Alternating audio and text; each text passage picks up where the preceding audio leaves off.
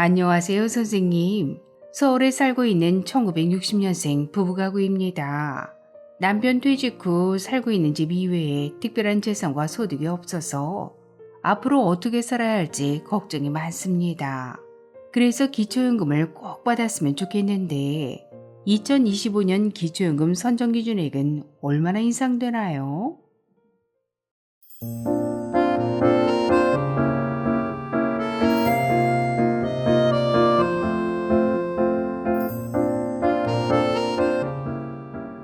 안녕하셨습니까? 행복한 인생 이막 알베르토입니다. 드디어 2025년 기초연금 선정 기준액이 발표되었습니다. 오늘은 2025년 기초연금 선정 기준액 인상 내용을 아주 쉽게 설명해 드리겠습니다. 오늘 본격적인 설명에 앞서 기초연금 선정 기준액이란 기초연금 수급자 선정의 기준이 되는 금액입니다. 쉽게 말해 기초연금 신청자와 그 배우자의 소득과 재산, 그리고 부채까지 모두 반영한 소득 인정액이 선정 기준액 이하면 기초연금을 받으실 수 있는데요. 2014년부터 확대 시행된 기초연금의 선정 기준액은 단독가구 기준 2013년 201만원에서 2014년 213만원으로 11만원, 5.2% 인상되었었는데요. 2025년엔 228만원으로 15만원, 6.6% 인상됩니다.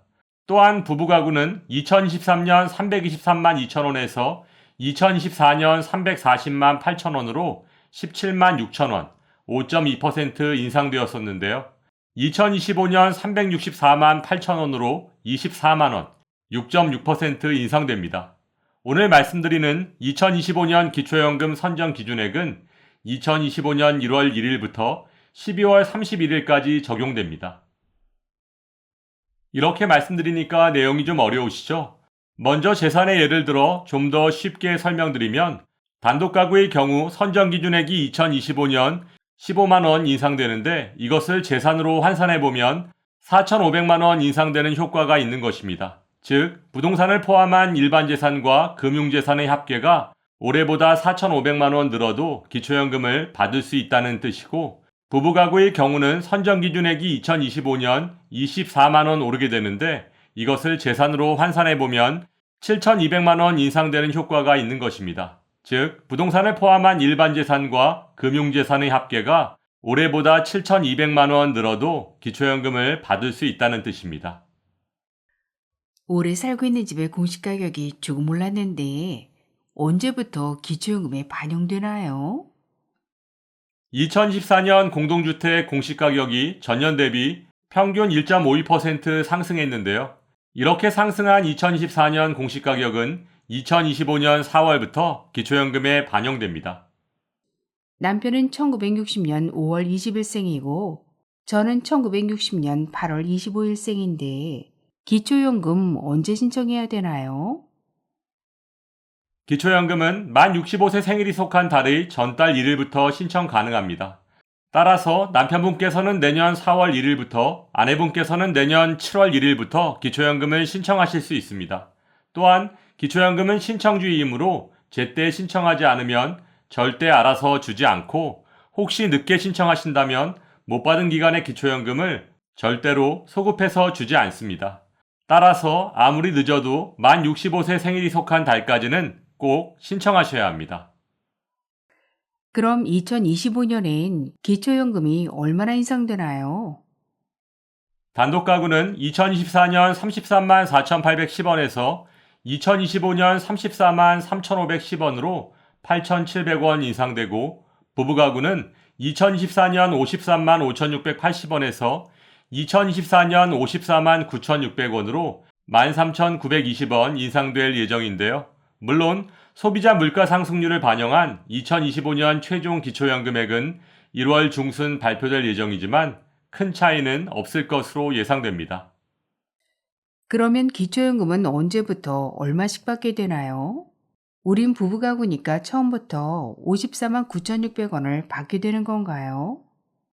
기초연금 수급 대상이 되시면 남편분께서는 먼저 5월 25일 34만 3,510원을 받으시다가 아내분께서 함께 기초연금을 받게 되는 8월 25일부터 부부감액으로 20% 감액된 54만 9,600원을 받으실 것으로 예상됩니다. 그렇다면 기초연금 신청하러 갈 때 무엇을 준비해야 하나요? 신분증과 통장 사본, 그리고 임대소득이 있으시다면 확정일자를 받은 임대차 계약서를 지참하시고 주민센터 또는 국민연금 지사에 방문하시면 됩니다. 또한 부부가구의 경우 배우자가 금융정보 등 제공동의서에 서명하셔야 신청하실 수 있습니다. 이렇게 먼저 한 분이 신청해도 배우자의 동의가 필요한 이유는 기초연금은 부부의 모든 소득과 재산, 그리고 부채까지도 소득인정액에 모두 반영하기 때문입니다. 그리고 결혼한 딸이 비과세 저축인지 뭔지 가입해야 한다고 통장 명의를 좀 빌려달라고 하던데 괜찮겠죠? 어떤 이유에서든 부모님의 계좌에 있는 금액은 자금의 출처, 용도 등을 구분하지 않고 모두 부모님의 금융재산에 포함됩니다. 따라서 자녀의 비과세 저축이나 절세를 위해 명의를 빌려주게 되면 모두 부모님의 재산에 포함돼서 기초연금에 탈락하거나 중지될 수 있습니다. 자녀 얘기가 나온 김에 좀 더 설명드리면 자녀 소유 자동차의 보험료를 아껴주기 위해 부모님과 자녀가 공동 명의로 자동차 등록을 하시는 경우가 많으신데요. 이런 경우 부모님의 지분이 단 1%라고 해도 자동차 가액 전체가 부모님의 재산에 반영되므로 정말 조심하시기 바랍니다. 기초연금 계산 시 자녀에게 들어준 보험은 부모의 재산에 포함되나요?